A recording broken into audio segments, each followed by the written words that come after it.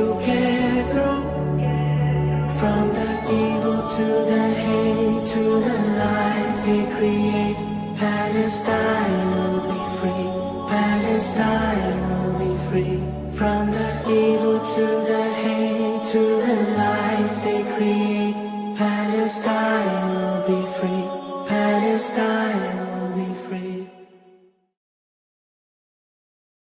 Bismillah ar-Rahman ar-Rahim. Assalamu alaikum. Welcome to Perspective this Monday morning, the 7th of October, a very, very significant day in the life of Palestinians and Muslims worldwide.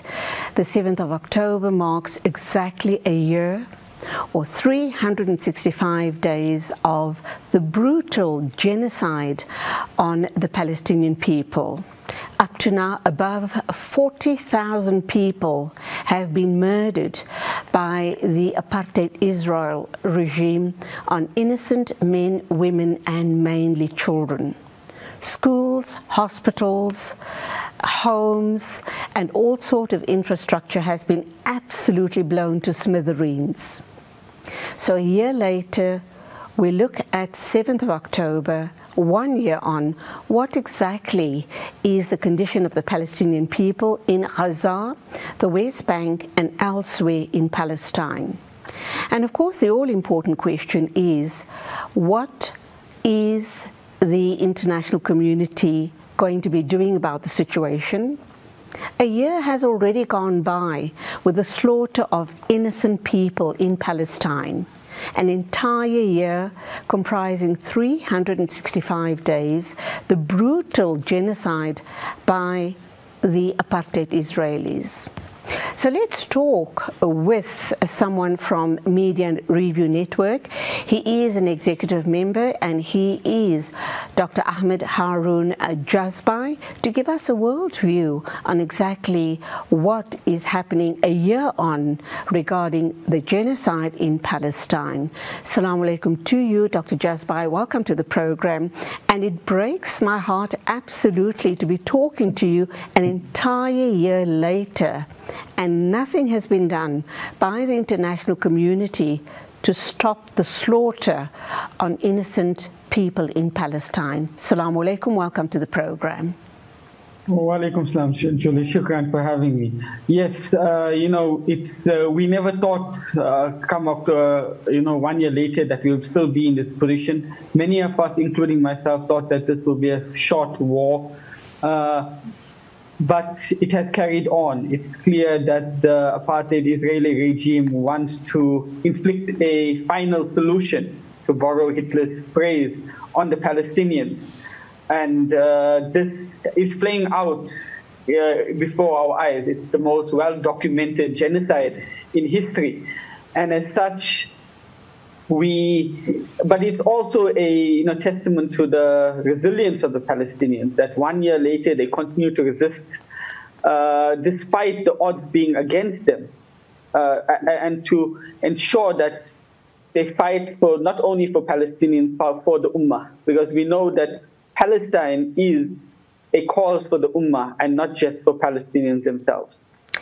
Dr. Jazbhay, what I often wonder about, the psyche of the apartheid Israelis. How can they live with themselves knowing that they are murdering people en masse? They are murdering innocent civilians, mainly women and children, and they've absolutely destroyed the infrastructure, which is probably going to be taking generations, 3, 4, or even 5 generations to get Gaza back onto its feet. Or perhaps that is the ultimate goal, is it not?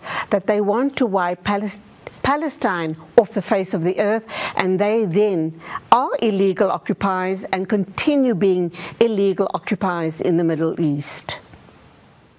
Part of the Israeli project, the greater Israeli project, entails the dehumanization of Palestinians. And genocide throughout history, be it the Holocaust, be it the Indian genocide by the British, and so on, throughout history entails dehumanization. Colonization entails dehumanization. You cannot inflict destruction of this scale both in terms of infrastructure, in terms of people, in terms of their knowledge systems. Many aspects of society, of Palestinian society, have been destroyed.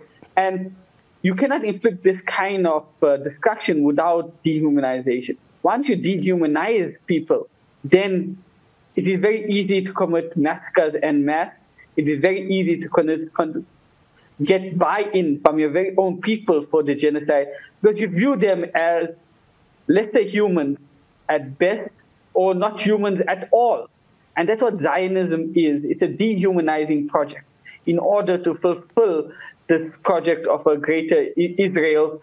And we see, last Tuesday, the recent incursion into Lebanon, the attacks on Lebanon, that the greater Israel project seems to be in full swing with this genocide. They've been presented with an opportunity, and the hardline Zionists within Israeli society want the Israeli government to finish what Ben-Gurion didn't in 1948.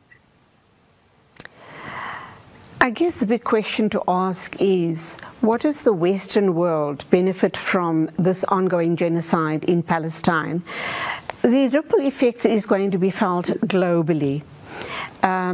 There's no doubt about that. I mean, already the Western world are reeling as far as when the Syrian people, when they were displaced and went to the West, Germany and other such countries, there was a lot of resistance to that situation. How are they going to deal with this mass displacement? How are they going to then accommodate the people? Because where else do the displaced Palestinians and other people from the Middle East go to? Is the Sykes-Picot Agreement and the Balfour Accord, going back to the 1948s and probably even before then. How is this impacting on current-day Palestine? And those accords and agreements that were signed so very many years ago, 75 and 100 years ago, are they still relevant in this day and time? And isn't it about time that the international community let go of all of that now and allow the Palestinians self-determination? You know, Julie, there is an age-old adage, nothing for us without us. Sykes-Picot, the Balfour Declaration, was exactly the opposite of that. Sykes-Picot Agreement between Britain and France to balkanize the Middle East laid the foundation for the Balfour Declaration and the British, colonization of Palestine, and ultimately the international community admitting Israel in 1948 after the Nakba. So it's extremely relevant to the current situation. Most of those countries continue to support the Zionist entity in its endeavors. We've seen last Tuesday, when Iran retaliated against Israel, that the traditional allies, the UK, France, the United States, came to Israel's defense diplomatically, politically, and militarily. So these are still very close allies. They caused the problem of the current situation in Palestine, starting from 1917, and 107 years later, the effects of Sykes-Picot and the Balfour Declaration remain. What we have in the UK, much of the European Union, perhaps excluding Spain and the United States, are not sovereign leaders, in my opinion. These are mostly Zionist deployees. In this very, be Keith Stemmer in the UK, or his predecessor, Rishi Sunak, or the many prime ministers that Britain has had over the last few years, or Emmanuel Macron in France. Whoever it may have been, they have stood by Israel. It speaks to the extreme hold that the Zionist lobby has in this respective country. Part of it is Holocaust guilt. Part of it is, the colonial hangover from many of these countries. But primarily, it is the immense power of the Zionist lobby in much of Europe. In the United States, of course, it doesn't matter who wins in November in the United States. They all either Kamala Harris or Donald Trump are Zionist employees, and the struggle will continue for Palestinians. So colonialism from 1917 to the present day has a major impact on the current situation of Palestine. And it's only through the resilience, it's only through the resistance of Palestinians and the decolonial education that they embody that they stay firmly rooted in Palestine and will not allow a second Nakba to happen. So what the apartheid Israelis keep referring to is escalation to de-escalate the current situation. I'm not quite sure what they mean by that. Escalation of violence and genocidal activities on innocent Palestinian men, women and children. If they escalate those horrendous butchering of the people, innocent people, do they believe it's going to de-escalate? The way I see it currently is that it's ethnic cleansing, and this genocide seems to now be taking on the proportions of obviously a Holocaust. And if anybody should understand what a Holocaust is and the implications and repercussions of that, is the Zionist and Jewish people at large. You know, Allah forbid that this does continue, but let us also look at implications, consequences going forward. When and how do we get the Western imperialists to get a clear message to say enough is enough? Who is it going to take to make this escalation stop and allow the Palestinian people right of return and to pick up the pieces and start moving on? And on that note, then I'm going to stop. I'm going to let you ponder on all of those comments that I've made, and also who and how is Palestine going to be rebuilt?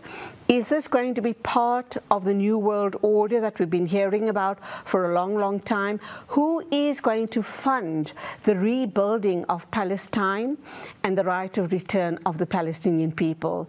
It's time now that that was put in place. We'll be back with you in a minute or two to listen to Dr. Ahmed Jazbhay's response regarding those questions I've put to him right before the break. Evil to the hate, to the lies they create. Palestine will be free. Palestine will be free. Welcome back. I'm talking with Dr. Ahmed Haroon Jazbhay. He's an executive member at Media Review Network. They are an advocacy group based in Johannesburg, and we are talking about 1 year on, and sadly it seems as if the genocide is continuing by the apartheid Israelis. This genocide is beginning to take on the face of a Holocaust. I have put this question to Dr. Jazbhay just before the ad break. Let's get his response to the question. Welcome back to you, Dr. Jazbhay. Shukran, Julie. Yes, you know, escalate to de-escalate is basically quiet on the terms of the Zionist entity. It appears that it wants to strike hard in order to scare away, for example, Hezbollah, for example, Iran, Ansarullah in Yemen, or any other group that may want to attack it in the future. To escalate to de-escalate is basically quiet on its terms in which it remains the colonial imperialist power in Palestine, where the status quo of genocide, epistemicide, ethnic cleansing remains, where the occupation remains on its terms. It's clear that the Zionist entity wants to appears that, you know, October 7th for it represented an existential threat, and in order for it to remain in Palestine, according to their perspective, they need to strike hard, and which is what they're trying to do, have been trying to do over the last 2 weeks in Lebanon. They strike the Hudaybiyah port in Yemen as well, and that's this idea that of peace, or peace in its terms, or quiet in its terms, is that Palestinians must remain subservient to its rule. Its original plan of pushing Palestinians in Gaza into Egypt, into those in the West Bank, into Jordan, has failed. That is one good thing that the neighboring states have done, that they've resisted the ethnic cleansing in that respect, where they take in refugees, which we would have had a Nakba 2.0. So that's maybe one thing good that they have done, although, the rest is largely, leaves a lot to be desired. So it speaks to their desire to remain an occupier, remain an imperialist power, and undertake a slow genocide. If you think 41,000 or so, and that's a conservative figure. The Lancet says it's close to 200,000 that have been killed directly and indirectly as a result of this genocide. You would think that would wake up the international community, but I don't think there's anything such as an international community anymore. Palestinians are left largely to their own, apart from a little help from the Iranians, from the Yemeni, and Hezbollah in Lebanon. Palestinians are largely to themselves, and they understand that. And they've taken on the entire responsibility of liberating Palestine. I said earlier that Palestine is not a project for Palestinians. It's a project for the Ummah. Palestine is dear to every Muslim. And that's another thing, perhaps this is beyond the scope of our interview, but that's one of their ideas of the Zionist entity, is to de-Islamicize the Palestinian struggle, to remove Islam from Palestinian struggle. But 90% of Palestinians are Muslim. And when you de-Islamicize the Palestinian struggle, that means the rest of the Ummah may not come to the defense of Palestinians. So this is all part of the Zionist project, the Greater Israel project. Right now, they are facing resistance from the resistance groups in the region. And we only can, give our du'as to them, because they are doing the difficult work of maintaining the Muslim presence in Palestine. So, Dr. Jazbhay, I did put a question to you regarding responsibility that needs to be taken by the British and the French and other colonialists regarding the Balfour Accord and the Picot-Sykes Agreement. 100-odd years later, do you believe that the Palestinians still have a room for negotiation regarding those agreements? Because they were never engaged regarding those engagements. It was the greedy hands of the colonialists that were carving up the Middle East to suit their own nefarious needs. Do you believe today in the 21st century that there would be perhaps the United Nations, but they may not have much power? Antonio Guterres has called for a ceasefire, and a ceasefire now. He's been singing that song for a long, long time, and nothing concrete has actually come out of that. Do you believe that the Palestinian people and other Middle Eastern countries could and should put pressure on the French and the British, and they need to start paying reparation to the Palestinian people and make certain that they have a right to return to their lands? I think you hit the nail on the head here. In the same way in which Europe had a responsibility to atone for the Holocaust, it has a responsibility to atone for setting the foundations for the Nakba, which resulted in the mass ethnic cleansing of Palestinians from the region. And in the same way, it gives reparations to Israelis. Up to this day, Germany gives reparations to Israelis for the Holocaust. Palestinians need reparations. So there's a historical responsibility that these colonial powers, or former colonial powers, have to the Palestinians, because if it was not for Sykes-Picot, if it was not for the Balfour Declaration, we most likely would not have had the Nakba and the various wars that have occurred since then.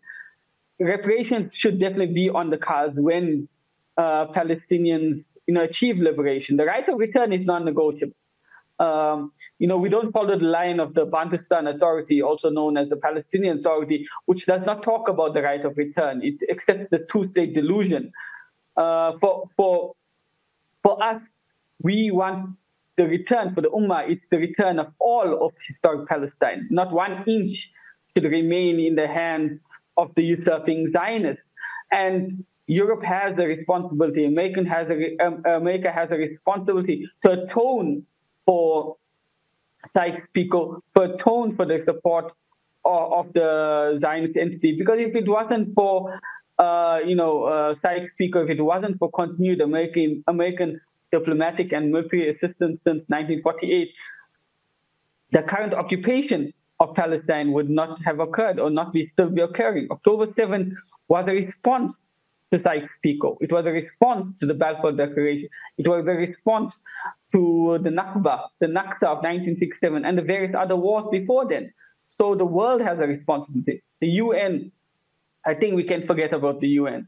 You spoke about Antonio Guterres, and he is calling for de-escalations and so on. That's all he can do. He can call for de-escalation. But as long as the power of the United Nations rests in the United Nations Security Council, made up of the United States, the UK, France, Britain, China, and Russia, and as long as the power remains in that, Guterres can continue to blow hot air. The UN has a responsibility because it admitted Israel as a state in 1948, despite it not having clearly defined borders. Israel seems to be an exception. It is a state, but it does not have clearly defined borders. It has open borders, even up to this day.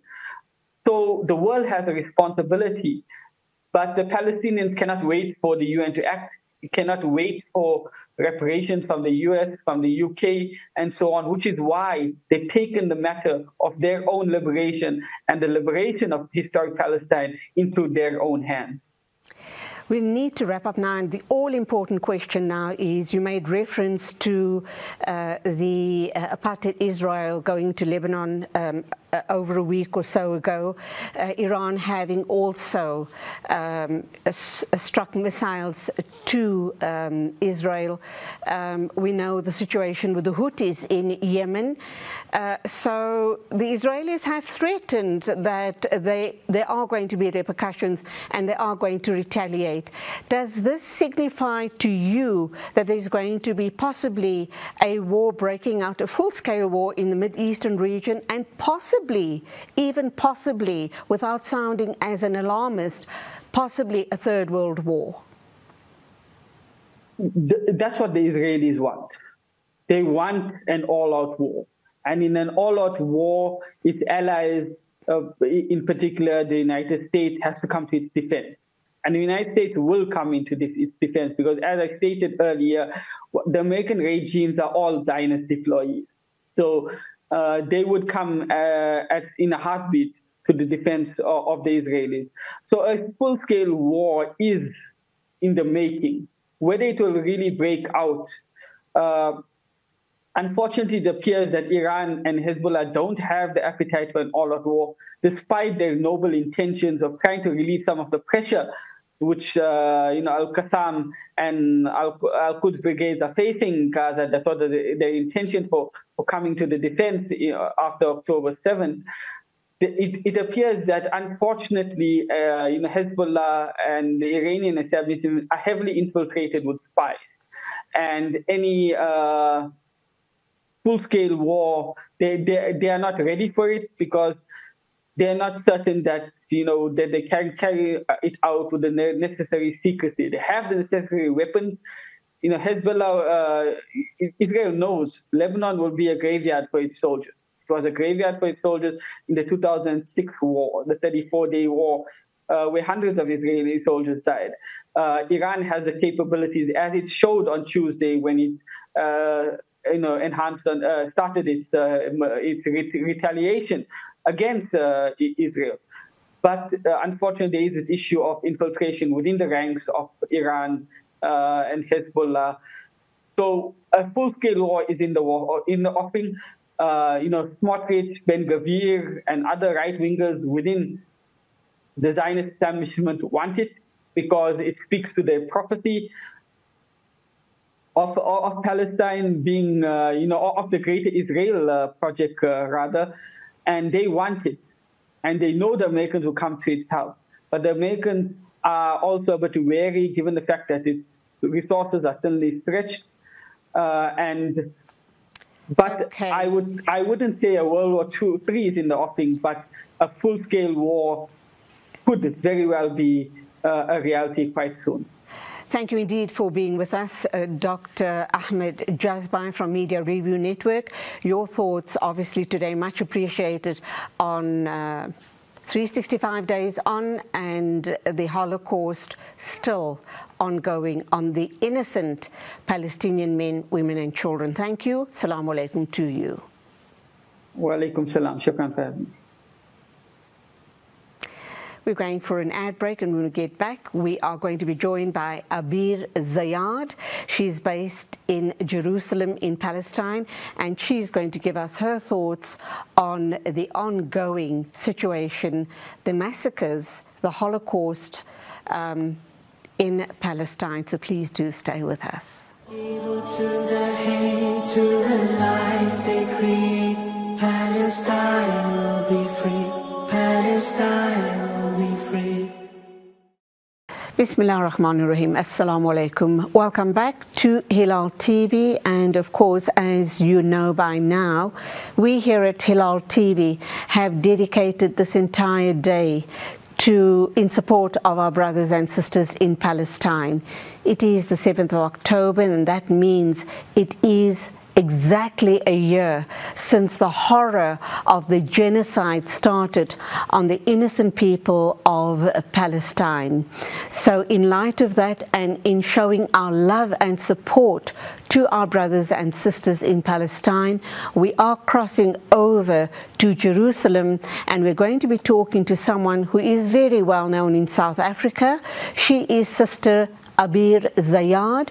She is an archaeologist and a historian that works at the Aqsa compound, and she's going to bring us up to speed as to what has happened over the past couple of months of horror inflicted on the innocent people of Palestine by the occupiers, the apartheid occupiers, and they are the genocidal Israelis. Sister Abirzad, assalamu alaikum to you. Welcome to the program.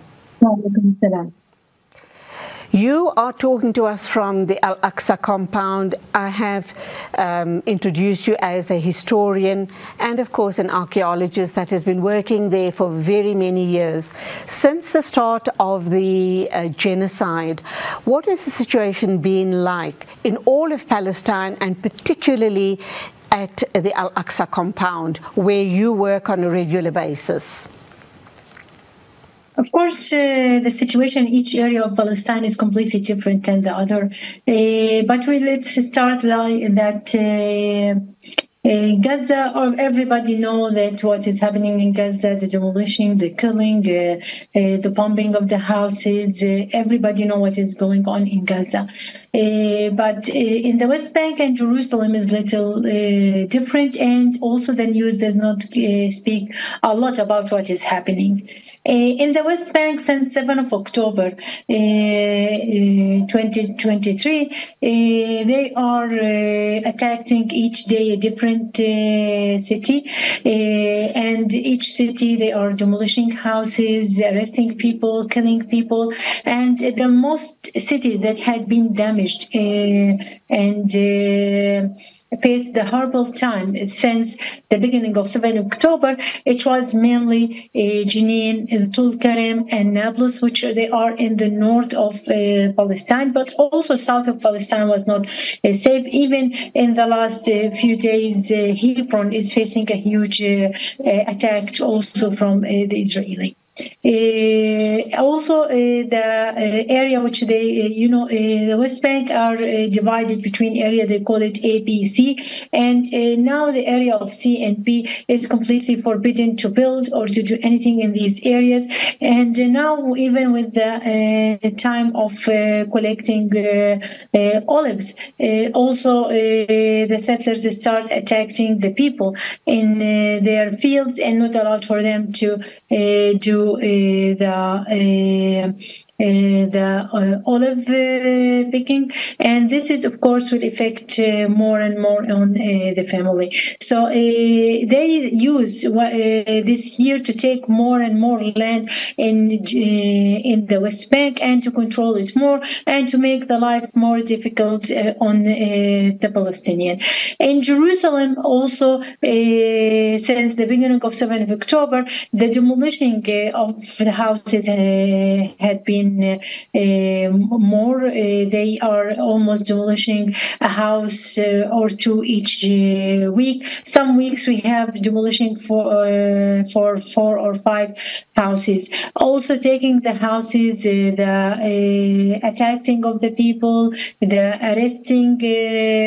So since 7th of October, it's all our life had been become more and more difficult. We are under occupation, under apartheid system from the beginning, but the situation since 7th of October has become more crazy, especially that all the media is concentrating on what is happening in Gaza, so they are using this to change on the ground in the West Bank and Jerusalem, and also to try to have a revenge from the civilian people in Jerusalem. And in the West Bank. For Al-Aqsa Mosque since 7th of October also, the number of the Muslims are allowed inside the mosque. It's become less and they are, most of the day, they are not allowed for youth to enter to the mosque. They are closing some doors, try to make it more and more difficult for the Muslims to be able to arrive to the mosque. And we does not forget that it's not allowed for anyone from West Bank to arrive to Jerusalem or to Al-Aqsa Mosque. So this is make the number of the Muslims inside the mosque is less than normal. And of course, they are using these times also to increase the number of the Zionists that are entering inside the mosque, and also their action inside the mosque. We noticed how many of them start praying and singing in a loud voice inside the mosque, and they are doing all the activity that they want inside the mosque. And now Ben-Gvir and Smartish, they are asking of dividing or taking over of the whole mosque to them. So the situation of the mosque is, you can consider it the most dangerous time for the mosque since 1967 till today. These days are the most dangerous day on Al-Aqsa Mosque, and this is why we ask and we was asked the whole year that the Muslims are supposed to come and to enter to the mosque. Yes, sometimes they make it difficult for them, especially for South African, to enter inside the mosque, but just they're existing in Jerusalem, and they, even if they are able to do some prayers inside Al-Aqsa Mosque, this is very helpful for Jerusalem and for the mosque. So it's very important to encourage people to come as much as they can to Al-Aqsa Mosque and to Jerusalem. Israel is trying to make Jerusalem completely separated from the West Bank, completely separated from Muslims, and to be able to done all the dreams that they wanted and all the goals that they wanted, that to take Al-Aqsa Mosque, and now they are more close to do that than any time in history. People since or during this year, they was feeling frustrated, terrified. A lot of people lost their jobs, lost their houses. The poorness has become more and more inside the whole West Bank and Jerusalem. Some people in the West Bank are starving. Of course, in Gaza, the situation is much, much worse. But we know that if this is continuous, what happened in Gaza, it will happen in the whole West Bank. And it's start happening in some villages and in some cities, but it will be happen in all Palestine, and we know that they are pushing and pushing more and more so that the Palestinian will leave and that they can succeed in getting the country without the native people at all. And we've seen during this year how much is America is supporting Israel with all these genocide that is happening, and we start thinking that America is supporting the same thing that they're doing against that they had done against the native people of America, and that the European had occupied America. And at the end, now when you speak about America, it does not think about the native people that had been killed and that had been replaced with the European people that occupied there, and they now consider themselves the American. And this is the same thing that they are planning to do, and that they want to be taking this land, as they say from the beginning, a land without people. So they want just to make us disappear, make us forgotten, like what happened in America for the native people. Abeer, we often hear talks about the two-state solution, and I was very surprised when I spoke to a journalist the other day on another platform about what are the wishes and the ambitions of the Palestinian people. And I couldn't believe how he responded. He says, we want to live in peace and harmony with the Israelis. We don't want, we want to be left in peace, and we will leave them in peace, but they must stop the killing of innocent men, women and children. Do you find that the majority of Palestinians hold the same view, that you don't mind if they live in your land, but as long as they allow you to live peacefully and not close off borders and not have checkpoints and not take over the Aqsa Mosque, like you've said, that the Zionists that come into the Aqsa Mosque, they are singing and dancing in the mosque, which we know is sacrilegious. It shouldn't be happening. So do you share that view that you will be able to live side by side with Jewish people if they leave you in peace and allow you to live in your land of birth? It's your rightful place of your birth, and you want to continue living there, but you want to live in peace and harmony. But before you do respond to that, let's go for our first ad break. I also would like you to focus more on the issue around the olive harvesting. If the farmers are not allowed to harvest their olives, what is the implication on not only the farmers but the rest of the Palestinian people? Please hold that thought. We'll come back to you in a minute or two, and we'd like your response to that and the current situation today as you and I speak, the current situation at Al-Aqsa and the rest of Palestine. Palestine will be free. Palestine will be free. Bismillah ar-Rahman ar-Rahim. My guest is Sister Abirzad. She is a historian and also an archaeologist based at the Al-Aqsa Mosque in Jerusalem. She has visited South Africa recently.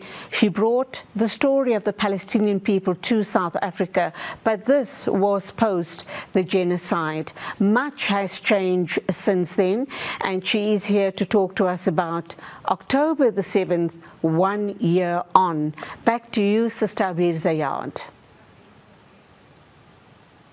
As we was saying, first of all, we was living before 1948 in a harmony with all religions. We does not have a problem. It's not a religion problem. It's an occupation problem. And we are not just a birthright. We are the native people. You can't ask the native people to leave their country. It's not just about that someone had born in a country. Like now someone emigrate to France, for example, and he born in France, so he have the right of birth. No, it's not like that. This is our native land. We did not came from any other country, not from like sometimes they say that we are come from Saudi Arabia or whatever. No, we are the native people. We are the Canaanite. We was here from the beginning, and inshallah we will stay here till the end.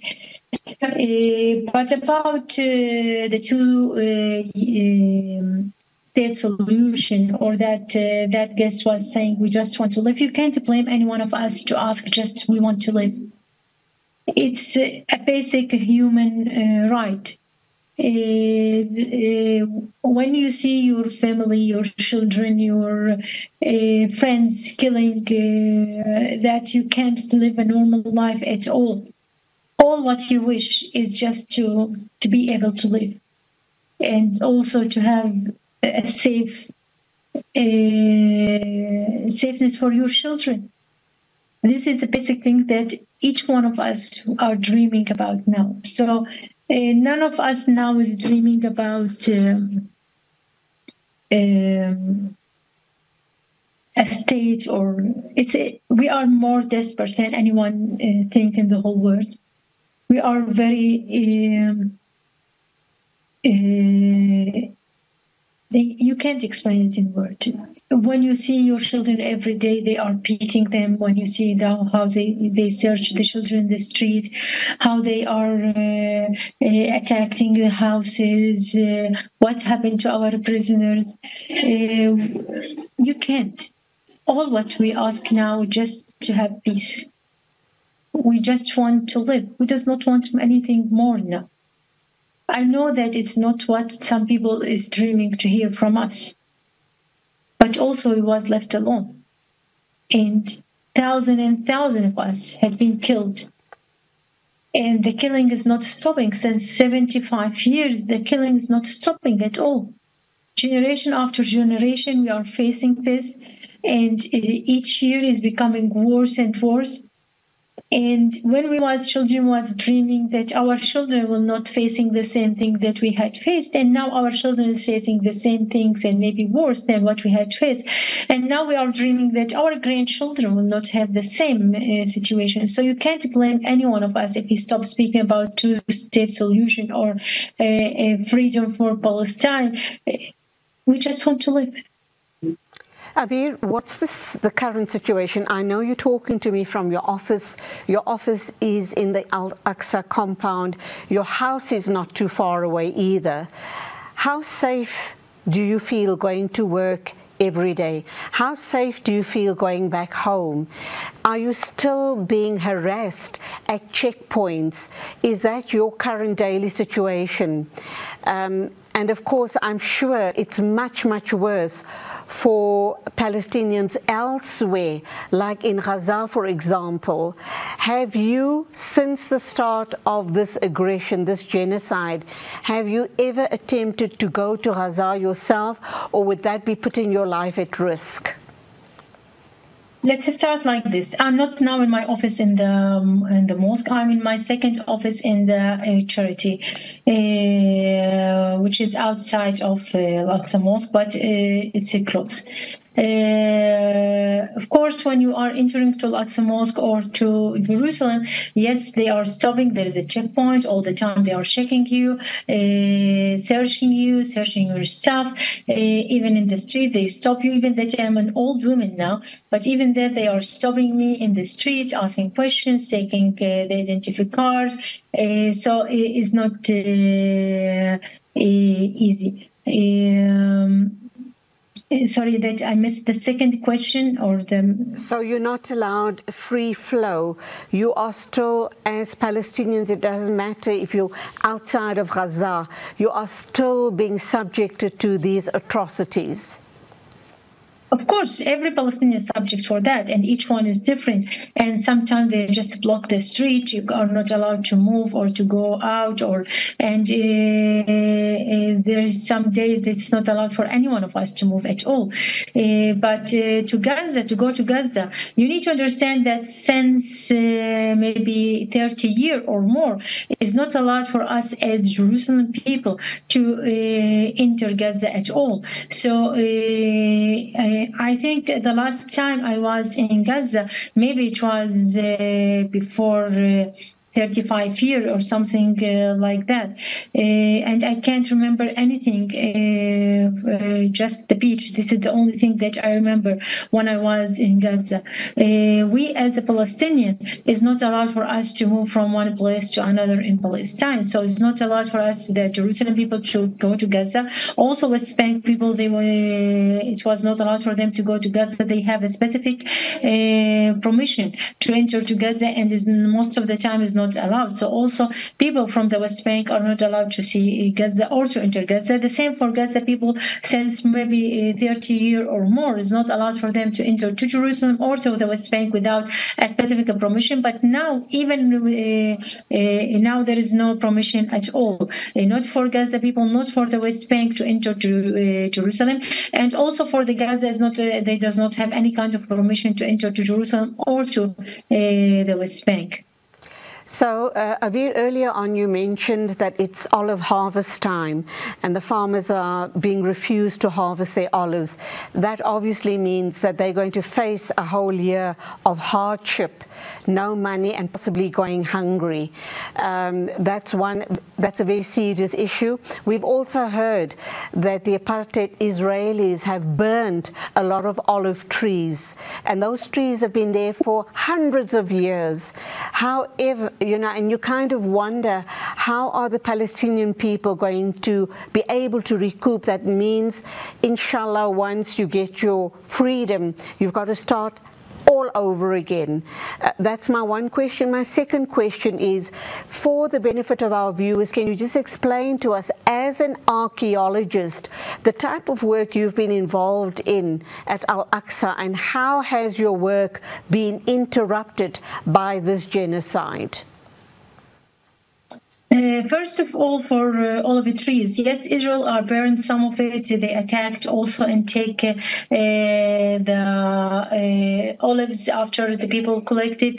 But what we are trying to do, that a lot of volunteer people go to help the farmers now to try to collect their olives so that they can reach it, because some of these land had been surrounded by special walls by the Israeli and is not allowed for the owners to arrive to these trees. Yes, of course, it will affect the economy for a lot of family, but also it will affect the whole Palestine if we does not have enough oil.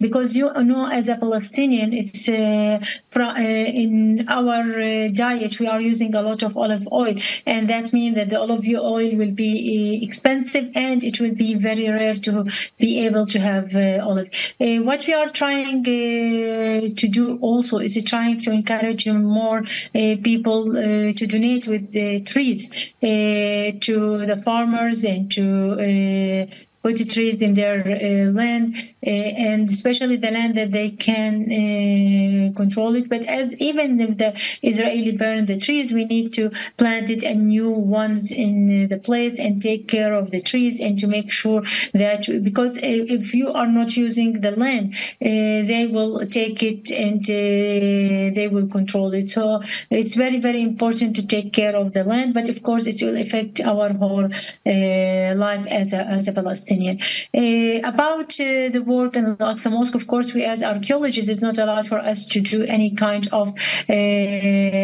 excavation. Of course, the renovation is most of the time is controlled by the Israeli and they are stopping it. But also mainly we try to do also a tour guiding for free for Muslims that are coming from all over the world, to try to give them the correct information about the mosque, about the archaeology. But also, as we said, since 7th of October, first of all, a lot of people are afraid from coming to Jerusalem. This is first. And second, that the one that they are coming, sometime Israel is trying to stop them from entering the mosque. And this is, of course, affect how we can serve them inside the mosque and how we can serve the correct information for them.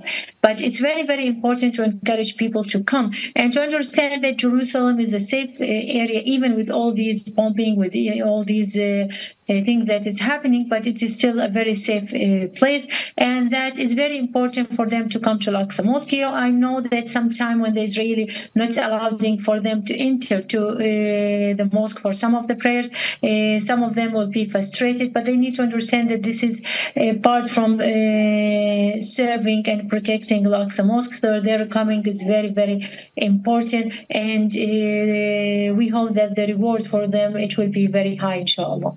And finally, to wrap up then, Abeer, how safe do you, your family and the people in Jerusalem face? Because we've heard about, obviously, Iran bombing Israel or certain parts of Israel. Do you feel safe there, or do you believe that we're now looking at possibly an all-out war in the region, but very quickly because we're almost out of time? The thing is very easy for us. In both sides, we will be killed. So why would we worry so much? If we was not killed by the Iranian missiles, we will be killed by the Israelis. So why to be worried? Allah keep you all safe. From the bottom of our hearts here in South Africa, we will continue to support the Palestinian people. We'll send as much aid as we can, and we will continue to make as much dua for the safety of our brothers and sisters in Palestine. You take care. Continue the amazing work you're doing, and inshallah we'll talk again. Assalamu alaikum to you. And on that very sad, heartbreaking, devastating note, we're wrapping up the show today on the 7th of October. Our tribute here at Hilaal TV to our brothers and sisters in Palestine. We will continue keeping their stories alive in your hearts, in your minds, and in the hearts of the rest of the world. And let's hope and pray, inshallah, the world will wake up to the horrors that are being perpetrated on the people of Palestine. Inshallah, the next time we speak, we'll be coming with good news to say that Palestine has been emancipated, inshallah. Till next time, from me, Julie Alli, and the production team on Perspective, Assalamu alaikum and Khuda Hafiz. Children of Gaza, Allah's plan will come true. This promise is for you. With patience you'll get through. From the evil to the hate to the lies they create, Palestine will be free. Palestine will be free. From the evil to